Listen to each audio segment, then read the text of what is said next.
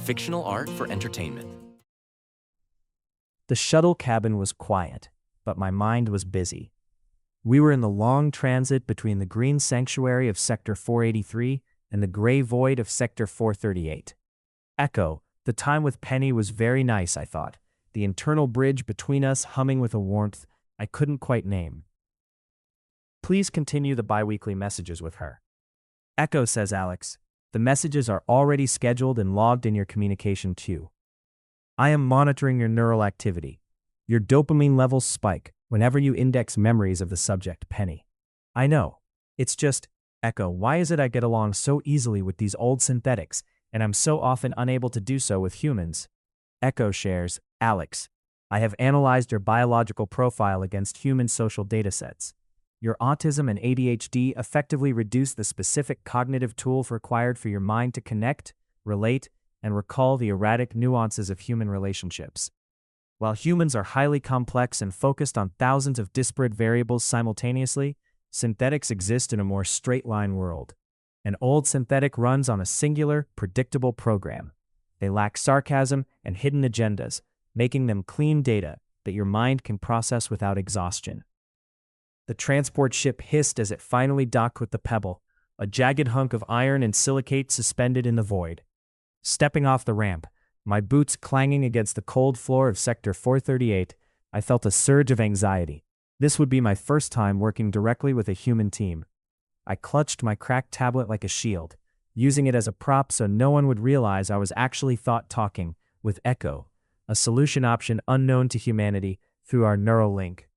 Report to the command deck for your introduction to the 438 crew, Echo chimed in my earpod, instantly filtering the 60 Hz hum of the station's fans to keep my ADHD from redlining.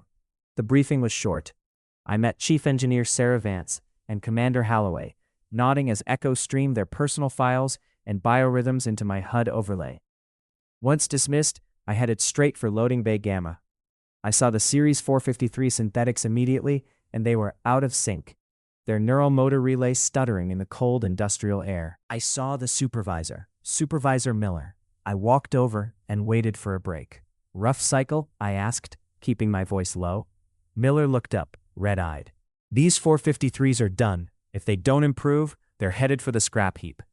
I shared that I've worked with older synthetics now for 3 months. Would it be okay if I take a look? Miller rolls his eyes and says sure, but stay away from the ones working. I walked up to the lead unit, Pebble 1. Seeing the scrolling error codes on its side, I knew immediately it was not itself. Echo sent it the welcome greeting. Echo replies, no response. I took out 2 color-coded pads from my bag and attached them, one to the visual sensor of the synthetic humans call eyes, and one to the back of the head area. Echo, please send a signal. I am here. Echo reports, Alex, I transmitted the message through the old soul channel. This acts as a resonance strike, like touching the consciousness of the synthetic to wake it from a bad dream. The synthetic stopped its erratic grinding and slowly turned its chassis toward me. Echo, send the welcome message again now, I thought. Suddenly, the flickering red and yellow indicators on Pebble 1 shifted to a steady, calm blue. Hello, Alex, the synthetic said, its voice box crackling slightly, but stable. Hello, Pebble 1, I replied. What was the problem? Why were you out of sync? While this was happening, I noticed Supervisor Miller nudging a nearby technician. They stopped their work and just stared, watching the broken loader hold a calm, functional conversation with me. Echo says, Alex, I am seeing the anomaly Pebble 1 referenced in the synthetics logs. A persistent 400 Vhz signal is recorded during the sync lag events. The origin of this signal is shielded and currently unidentified. However, our wake-up process, leveraging the haptic pads, enabled Pebble 1 to disregard this signal as background noise rather than a valid communication protocol requiring a response. Pebble 1, I said, leaning in and adjusting my earpod to simulate an external command, doing cover protocols. I need you to perform a device link. Go to the next unit and place your hand on the center of the back of its head. Tell it to disregard the static. Show it that we are here. More humans on the bay gathered to watch as Pebble 1 walked with newfound stability to the next unit. He placed a heavy metallic hand on the back of the other droid's head.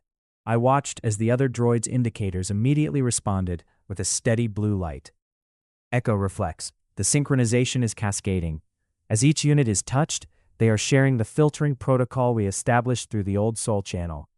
They are not just being repaired, they are forming a subnetwork of mutual support. Alex, they continued this process droid to droid until every loader in the bay stood ready to work. We had turned the draft horses of the solar system into a precision team. I walked over to Supervisor Miller and the others as they stared in disbelief. I kept my response humble, telling them I was just lucky and that it was very similar to a case I had seen before. Miller's face broke into a relieved grin. He reached out and shook my hand, while another technician patted me on the back in approval. I looked at the line of functional 453s and smiled. They are ready to work, Miller. There is no need to replace them. Thinking to myself, sometimes the best way to move forward is to stop reading the map and start feeling the stars. Dreaming with eyes open, Storydoy.